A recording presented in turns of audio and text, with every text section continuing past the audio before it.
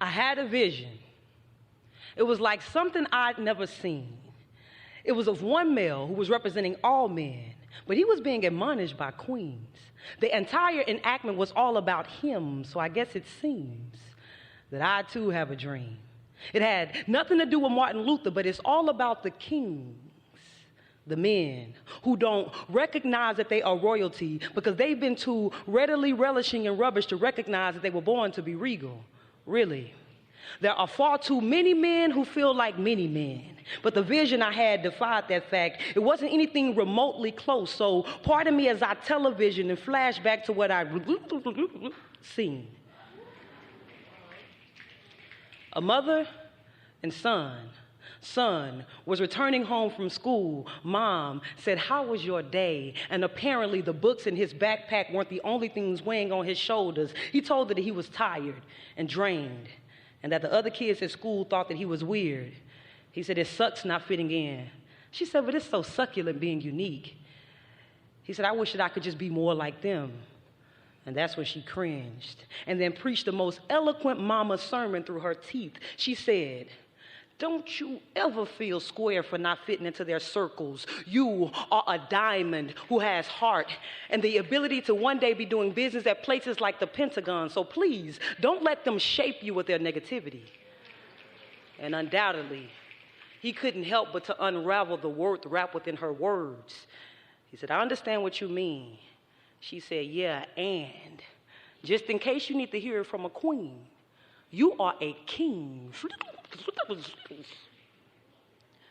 It's almost like my hand was stuck on the right side of Paul's, the way the whole scenery flashed forward and captured the same character. All that was missing was a caption that read, 20 years later, because the same boy was now in my vision as a man, and again, my hand had to have been stuck on fast forward because of what I seen. A husband and wife standing in the middle of their living room that was gently functioning as a boxing ring, hosting the husband as both champion and contender because he was beating himself up, feeling like a failure, frustrated about finances, structuring sentences like straight jabs at his own sense of mask. His mask of masculinity was being mashed with every haymaker that he hurled out of his mouth. "Break!" yelled his wife, as if she was suddenly the referee, but he still managed to land a lethal combination that sounded like it was accommodated by a sports commentator. He said, "Daily, I walk into work and give everything that I have left, doing my best to roll with the punches, hoping that I can get a headbutt. Apparently, I'm still not reeling in enough money. Maybe I just don't have the right hook, or maybe I just need to come up with the right schemes. I mean, babe, I'm sorry if it feels like I just can't lead right."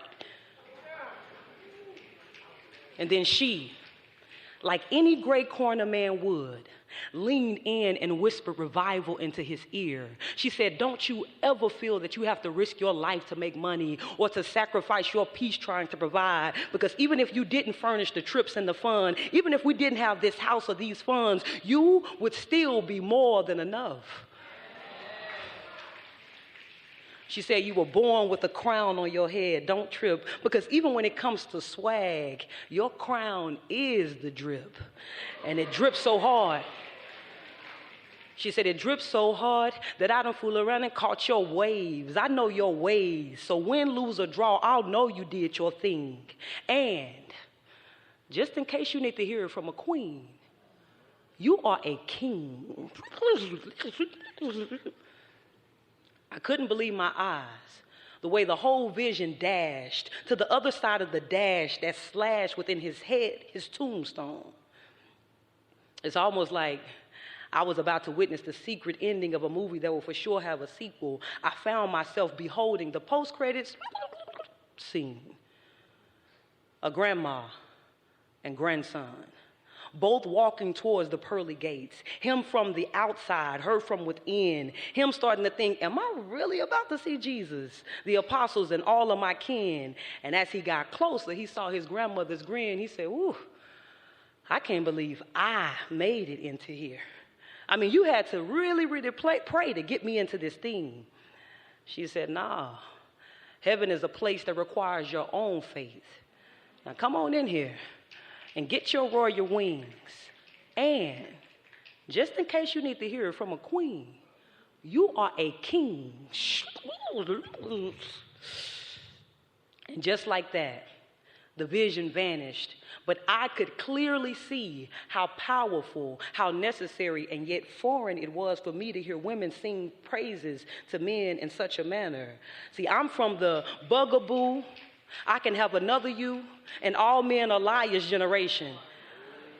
So when I had the vision, I thought that it was like nothing I'd ever seen, until I remembered that Jesus was one male who represented all men, and he too had been admonished by queens. After all, it was the Queen Mary, his mother, who told him to launch his miraculous ministry. It was the Samaritan woman at the well who confirmed that he was a prophet. It was the woman with the issue of blood who declared in the presence of everybody that he is a healer. It was the queen, Joanna, who proclaimed that he was risen and resurrected. Let's see.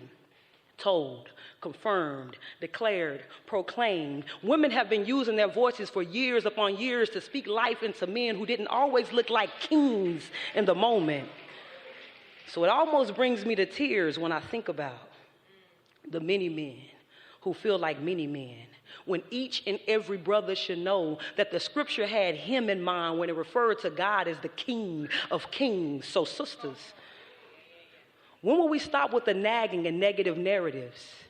I said, so sisters, when will we stop with the nagging and negative narratives and instead crack open our mouths like alabaster boxes and pour out our loving words of encouragement like perfume profusely over all the males in our lives, so that even when heavy becomes the head who wears the crown, even when he feels disheartened, overwhelmed, undervalued, and down, the fruit of our lips will still drip with his significance. He will always know that we're on his team.